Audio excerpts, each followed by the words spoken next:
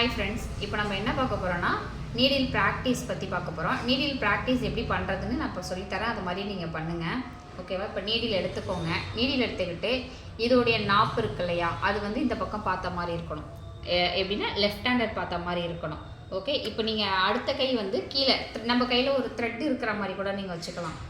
Needle எடுத்துக்கிட்டு நீடிலேருந்து இந்த கையில் நம்ம நூல் இருக்கிற மாதிரி நம்ம நினச்சிக்கிறேன். நம்ம ஹேண்டில் பண்ணுறது இந்த கையில் தான் நூலை ஹேண்டில் பண்ண போகிறோம். இப்போ என்ன பண்ண போகிறோன்னா, இந்த நாப் வந்து லெஃப்ட் ஹேண்டட் பார்த்து இருக்க போது இப்போ நம்ம வந்து த்ரெட்டை லைட்டாக அப்படி சுற்றி ஒரு டர்ன் பண்ணி எடுக்கணும். Left right left right left right, அதே மாதிரி இப்போ ஒரு சுற்றுறீங்க, லெஃப்ட்டு ரைட் எடுக்கிறீங்க, திரும்ப சுற்றுறீங்க, லெஃப்ட்டு ரைட் எடுக்கிறீங்க.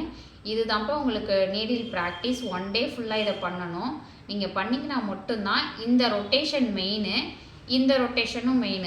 இது ரெண்டுமே நம்ம ப்ராக்டிஸ் பண்ணால் மட்டும்தான் நம்மளால் ஆரி ஒர்க்கு கண்டினியூஸாக போட முடியும், பெயின் இருக்காது. பாருங்கள், இதெல்லாம் வந்து நம்ம நீடியில் ஏதாவது துரு அந்த மாதிரி இருந்துச்சு அப்படின்னா ஸ்டெக் ஆகாமல் வர்றதுக்கு தான் இந்த மாதிரி பண்ணுறோம். ஒரு 10 டைம் 15 டைம் இந்த மாதிரி பண்ணிங்கன்னா உங்களுக்கு ஸ்டெக் ஆகாது.